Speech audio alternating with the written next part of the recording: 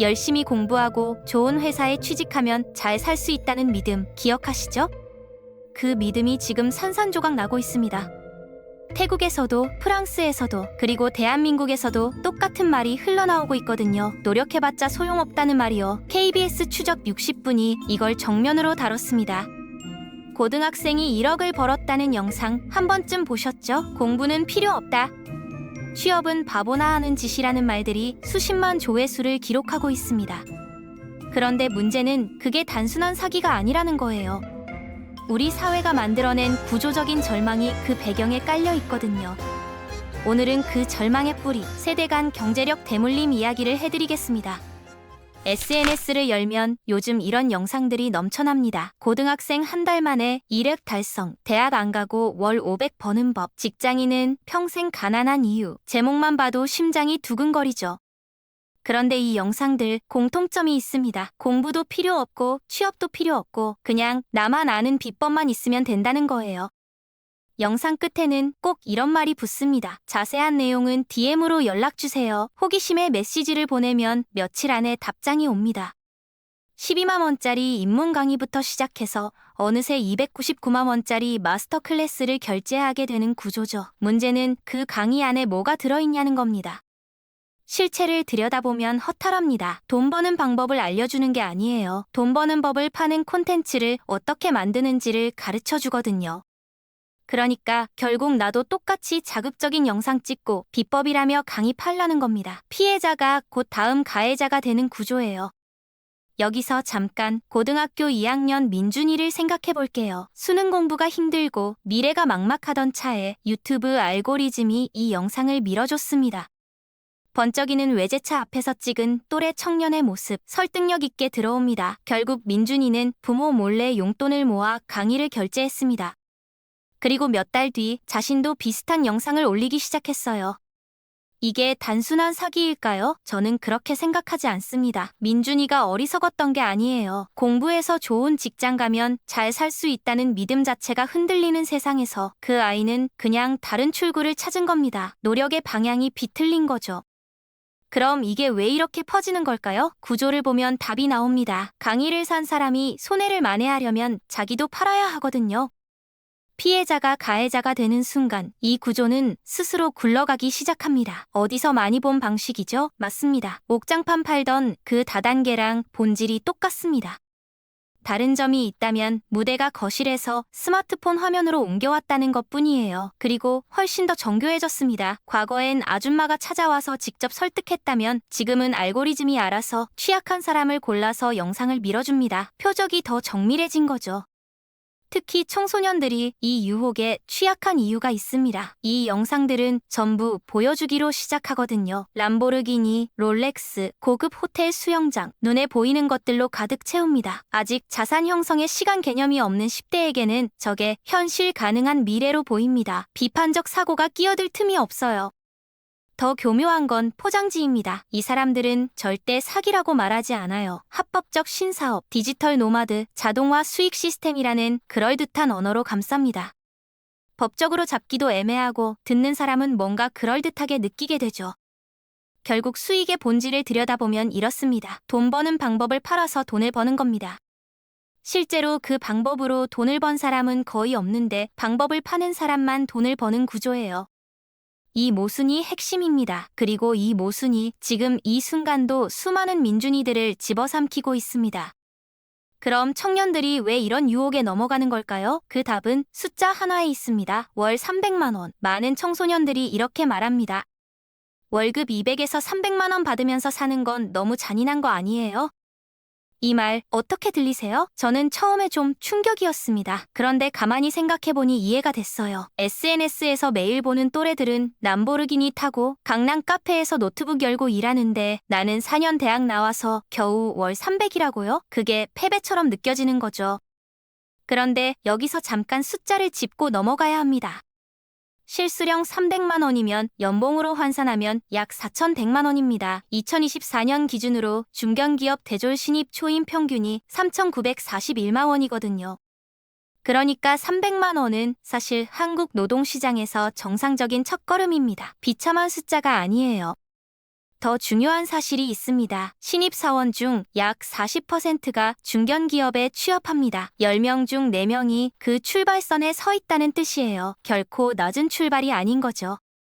그런데 왜 청년들은 그게 패배처럼 느껴질까요? 여기에 이 문제의 핵심이 있습니다. 실제 현실이 나빠진 게 아니라 비교 대상이 바뀐 겁니다. 예전엔 옆집 친구랑 비교했다면 지금은 알고리즘이 골라준 성공한 20대랑 비교하거든요. 매일 수십 번씩요.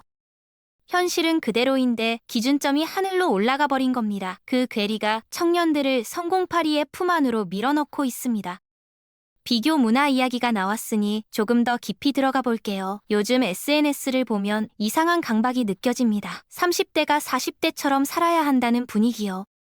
결혼은 했어야 하고, 집은 있어야 하고, 차도 있어야 하고, 해외여행도 다녀야 하고, 근데 이게 다 동시에 지금 당장이어야 합니다.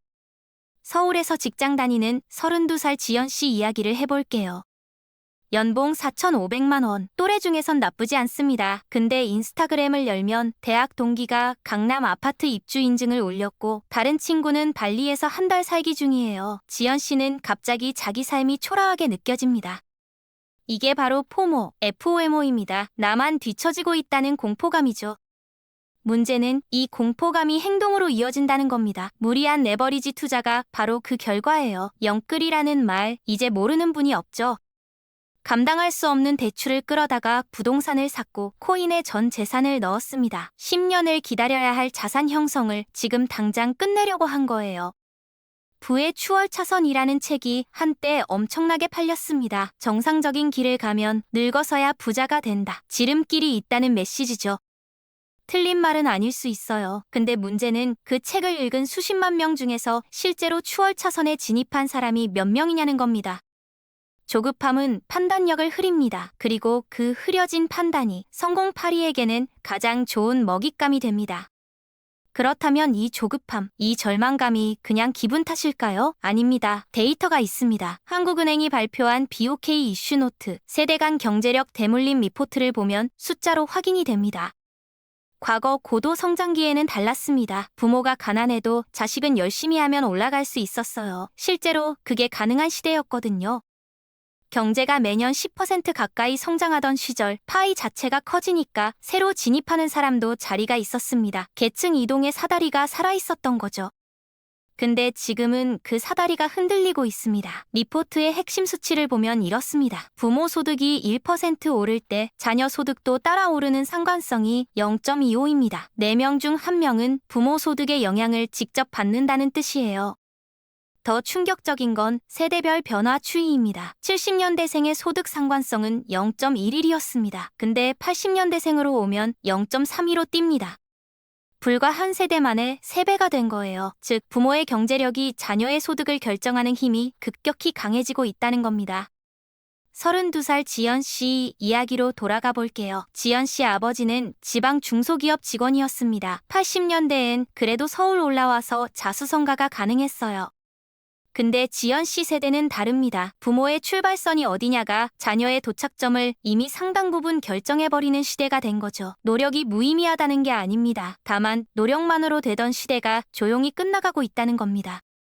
그럼 이 대물림 어디서 가장 심하게 나타날까요? 놀랍게도 서울이 아닙니다. 비수도권입니다. 지방일수록 부모의 경제력이 자녀의 미래를 더 강하게 틀어지고 있어요. 왜 그럴까요? 탈출구가 없기 때문입니다. 숫자로 보면 더 선명합니다. 서울대 신입생의 지역별 비중을 보면 서울과 수도권 출신이 압도적입니다. 지방광역시 출신도 갈수록 줄고 있어요.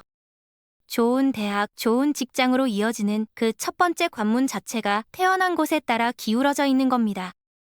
왜 이렇게 됐을까요? 사교육 격차가 핵심입니다. 서울 고교생 1인당 평균 사교육비가 월 100만 원 시대입니다. 강남 3구로 좁히면 그 이상이죠. 지방 중소도시 학생이랑 같은 수능을 치르는데 준비 환경 자체가 다른 겁니다. 출발선이 다른 경주를 공정한 경쟁이라고 부를 수 있을까요? 그리고 설령 지방학생이 좋은 대학을 나왔다 해도 문제가 끝나지 않습니다. 좋은 일자리가 수도권에 몰려 있거든요. 임금 격차 때문에 지방으로 내려갈 수가 없어요. 고향에 좋은 직장이 없으니 서울로 올 수밖에 없고 서울에 오면 집값에 짓눌립니다. 경북 안동 출신 준혁 씨 이야기입니다. 지방 국립대를 나와 서울 중견기업에 취직했어요. 월세 60만 원짜리 고시원에서 출발했습니다.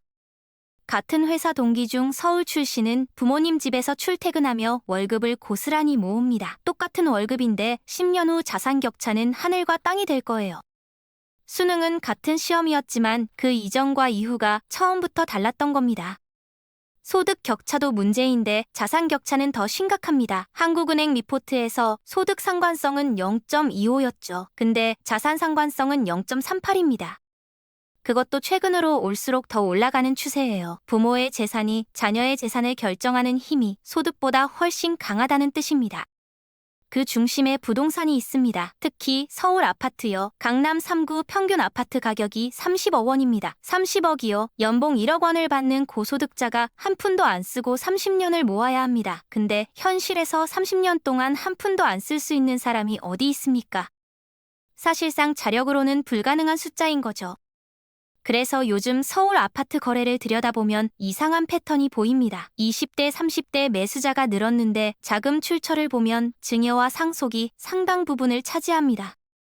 부모가 도와주지 않으면 물리적으로 진입이 불가능한 시장이 된 거예요. 여기서 잔인한 역설이 생깁니다. 열심히 일해서 소득을 높여봤자 그 소득으로 자산을 살 수 있는 통로가 사실상 막혀 있는 겁니다. 준혁 씨가 연봉을 7천만 원으로 올려도 강남 아파트와의 거리는 오히려 더 벌어질 수 있어요. 집값이 연봉보다 훨씬 빠르게 오르거든요. 이게 청년들한테 어떤 메시지로 들릴까요? 노력해서 소득을 높이는 것보다 부모한테 물려받는 게 훨씬 빠른 길이라는 겁니다. 근로의 가치가 자산 앞에서 무릎을 꿇는 순간이에요. 그리고 그 순간 성공파리의 유혹은 더욱 강력해집니다. 어차피 월급으로는 안 된다면 뭔가 다른 방법을 찾아야 하지 않겠냐는 논리가 설득력을 얻거든요. 그렇다면 우리는 어떻게 해야 할까요? 한국은행 리포트도 전문가들도 결국 두 가지 선택지를 이야기합니다. 하나는 부자가 되지 않아도 괜찮은 사회를 만들자는 겁니다. 비교하지 않고 소박하게 살아도 행복할 수 있는 문화요. 듣기엔 좋습니다. 근데 현실적으로 가능할까요? 저는 회의적입니다. 비교 문화는 인간의 본능에 가깝거든요. 거기다 SNS 알고리즘은 매일 24시간 그 본능을 자극하도록 설계돼 있습니다. 국가가 비교하지 마세요 라고 캠페인을 한다고 해서 바뀔 문제가 아닌 거죠. 그래서 나오는 게 두 번째 선택지입니다. 부자가 될 수 있는 길을 다시 열어주자는 겁니다. 자산 없는 세대도 높은 소득을 통해 자산을 쌓을 수 있는 구조를 만들자는 이야기예요. 말하자면 막혀버린 계층 이동의 사다리를 다시 세우는 거죠. 근데 이게 말처럼 쉽지 않습니다. 왜냐면 그 사다리를 세우려면 이미 위에 올라가 있는 사람들이 자기 자리를 내줘야 하거든요. 기득권층이 자신을 앞지를 수 있는 통로를 선뜻 열어줄까요? 역사적으로 그런 경우는 많지 않았습니다. 여기서 공정성 담론이 충돌합니다. 상속세를 올리자니 내 돈 내 자식한테 주는 게 왜 죄냐는 반발이 나옵니다. 청년 자산 형성 지원을 하자니 왜 세금으로 특정 세대를 지원하냐는 목소리가 나와요. 어느 쪽도 쉽게 답을 낼 수 없는 딜레마입니다. 그리고 그 딜레마 속에서 오늘도 수많은 청년들이 성공파리 영상의 알림을 받고 있습니다. 이게 한국만의 문제일까요? 아닙니다. 전 세계가 똑같은 고민을 하고 있습니다. 프랑스에서 시작된 니콜라 밈을 아시나요? 니콜라는 평범한 프랑스 중산층 노동자입니다. 열심히 일하고 세금 꼬박꼬박 내고 성실하게 삽니다. 근데 평생 일해도 자산 계층으로 올라가지 못해요. 왜 그럴까요? 프랑스는 소득세가 굉장히 높습니다. 열심히 벌어봤자 절반 가까이 세금으로 나갑니다. 반면 부모한테 물려받은 아파트는 가만히 있어도 오릅니다. 근로소득보다 자본이득이 압도적으로 유리한 구조예요. 니콜라가 아무리 열심히 일해도 상속받은 친구를 따라잡을 수 없는 겁니다. 그래서 니콜라는 밈이 됐습니다. 성실한 노동자의 좌절을 상징하는 아이콘으로요. 미국에는 헨리가 있습니다. HENRY, 하이 얼라 낫 미치 옛 고소득자인데 부자가 못 된다는 뜻이에요. 연봉 2억 원을 받는 뉴욕의 변호사를 생각해보세요. 듣기엔 엄청난 것 같죠? 근데 뉴욕 집값, 자녀 교육비, 학자금 대출 상환, 높은 세금을 빼고 나면 실제로 자산을 쌓는 속도가 생각보다 훨씬 느립니다. 고소득이지만 자산 계층 진입은 요원한 거죠. 니콜라도, 헨리도, 준혁 씨도 결국 같은 벽 앞에 서 있습니다. 열심히 일하는 것만으로는 자산계층으로 올라서기 어려운 구조. 이건 한국만의 문제가 아니라 선진국 전체가 공유하는 21세기의 딜레마입니다.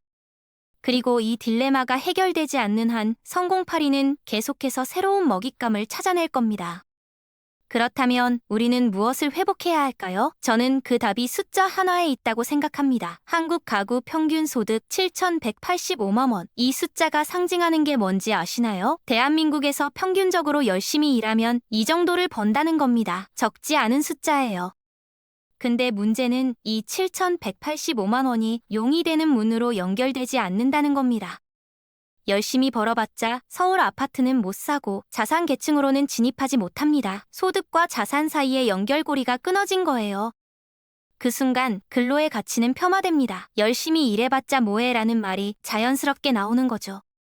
이게 왜 무서운 걸까요? 근로 가치가 무너지면 사회 전체가 흔들리기 때문입니다. 세금을 낼 사람이 없어지고 성실한 사람이 바보 취급받는 세상이 됩니다. 그리고 그 빈자리를 성공파리와 무리한 투자 열풍이 채우기 시작하죠. 지금 우리가 목격하고 있는 현상이 정확히 그겁니다. 자본시장의 성장이 오히려 근로자들에게 소외감을 준다는 역설도 있습니다. 주식이 오르고 부동산이 오르는데 정작 월급쟁이 준혁 씨는 그 과실을 누리지 못합니다. 시장은 성장하는데 나는 제자리인 느낌. 그 괴리감이 청년들을 극단적인 선택으로 몰아가는 겁니다. 결국 필요한 건 사회적 안전망입니다. 무리한 투자를 하지 않아도 성공파리에 속지 않아도 열심히 일하면 미래를 설계할 수 있다는 믿음을 되살려주는 구조요. 그게 없으면 민준이는 계속 DM을 보내고 지연 씨는 계속 영끌을 고민하고 준혁 씨는 계속 고시원에서 허탈함을 느낄 겁니다. 결국 우리가 오늘 확인한 건 이겁니다. 개천에서 용이 나지 않는 건 청년들이 나약해서가 아닙니다. 사다리 자체가 흔들리고 있는 거예요. 세대 간 경제력 대물림은 심화되고 있고 지역 격차는 그 대물림을 더욱 단단하게 만들고 있습니다. 성공파리에 빠진 청년들을 탓하기 전에 왜 그들이 그 문을 두드렸는지를 먼저 물어야 합니다. 정상적인 길이 막혀 보일 때 사람은 다른 출구를 찾게 되어 있거든요. 그건 어리석음이 아니라 절박함입니다. 우리에게 필요한 건 하나입니다. 열심히 일한 사람이 미래를 꿈꿀 수 있는 구조, 근로소득이 다시 존중받는 세상. 그 세상을 만드는 건 개인의 노력이 아니라 우리 모두의 선택에 달려 있습니다.